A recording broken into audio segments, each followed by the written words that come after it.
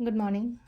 Ngasigi akhoi leapu numit ko leapu numit ki kathi me sai patin minarase leapu numit ahambada akhoi number se ko number se 69 lere aduga kaladana angang bagumba kaigumba adumaina sijna bibi ai ko haidi number dana 69 aduga kaladana angang baduga chak thongba akhoi sum kaino ma hapa ya hai no ko chak thongba da hapa ya ba se akhoi angang machu gi chaba ya ba pot ama ta adumai taraga hapa ya ko adu akhoi nuti lo thobu daina card ahum gatang lo thok chage ko ahum sidagi ama khanbirase ko card number 1 card number 2 card number 3 ko ahamba card se leire ani shuba card se leire ko calculation doctor duga third card na se leire ko hadi first card second card and third card ko hadi first card khan ma yenga se ko ngasi oina kari energy leige ha ba ko ahamba khan bangai ki oina se lei se ko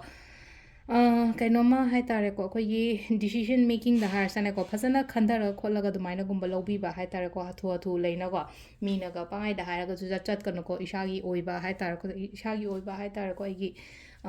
aina khaliba aina ningiba do hai tare ko adu do khallaga dumaina gumba tobiba hai tare ko duga ani suba carton se lai se khoi gi kaino harasne ko samna thabak anobo gumba lak pe ko thabeng khanga kaino to boi tadi thabak new job new opportunities gumba kai gumba dumaina lei ko ado already tawraga leiba khot pa ngai gina kaino lai sai kan ja ko gi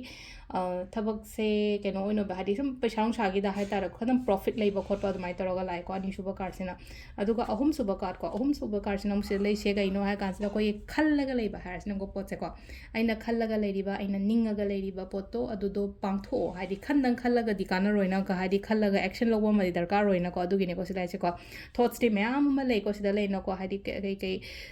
creative thoughts myam am di lei targa sunga sai thoughts myam do loina hadi khandang khallaga leibu thaba oina pangthok ta leireba adunna thaba inkhang oina pangthok bi ba haida sisina ko card ki message le ko timings ne ki pung 9 ga minute phum doidena 12 ga minute yankai phang le ko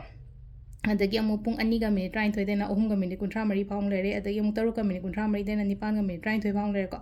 8 ga minute 9 dena pung 2 ga minute 92 phang le ko sisina khoi gi ngasi gi oina afaba timing ko ado sida le re khoi gi daily card message se ma'am thank you